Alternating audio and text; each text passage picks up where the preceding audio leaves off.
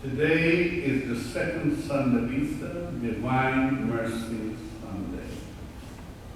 In the first reading, it is said they devoted themselves to the teaching of the apostles and to the communal life, to the breaking of bread and to the prayers. All came upon everyone, and many wonders and signs were done through the apostles. All who believed were together and had all things in common.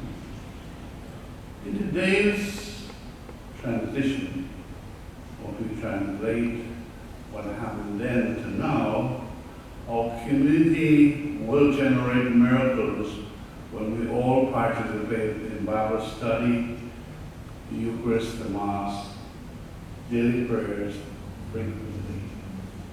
And all who believe were together and have all things in common. They will sell their property and their possessions and divide them among all, each according to one's need.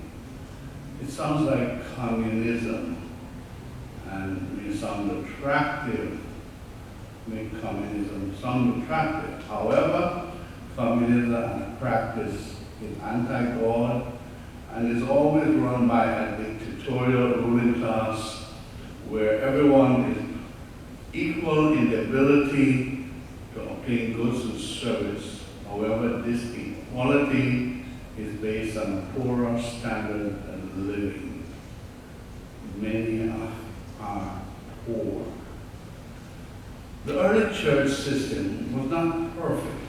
As St. Paul had advised one community, those who do not work should not eat. Everyone in such a community was expected to put in his fair share of work if they expected to be fed by the community. Some in that community were busy gossiping and pretending to work. Living in a community and sharing everything in common is based on the principle that no brother or sister should lack basic needs, and the rest of the community is responsible for providing the help.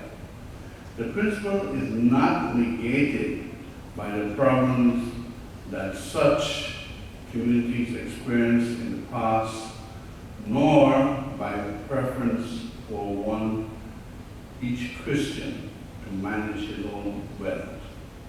Caring for the less fortunate is not an option, but a Christian duty.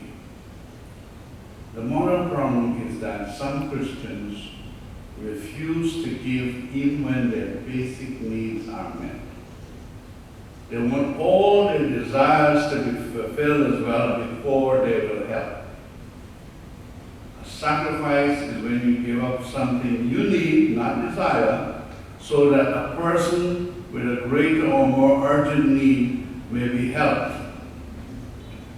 Your desire for a new phone or other gadgets should not take preference over someone who lacks basic necessities such as food, water, or clothing, regardless whether they live 1,000 miles away from us. Sister Faustina tells us, God in His great mercy gave us a new birth, to a living hope through the resurrection of Jesus Christ from the dead, to an inheritance that is imperishable, undefiled, and unfading, kept in heaven for you. If in this you rejoice, although now for a little while, you will have to suffer through various trials, so that the genuineness of your faith may be tested. Trials, tests, and hardships for following the teaching of Christ are the true measure of our faith. Peter, who promised to die for Christ, denied he ever known him 3 times. A team that overcomes serious adversity but somehow finds a way to win gains a big boost in their confidence to win. Likewise, when we suffer for the gospel and overcome challenges, our faith, our trust in God becomes greater. Faith cannot grow unless there is adversity. For some, it is important to question something that seemed irrational to the human mind. Thomas required proof for himself and did not accept the testimony of his fellow disciples. Jesus provided the proof for him by appearing to him the following week. Do not be afraid to speak to God about the things of our faith that bother us.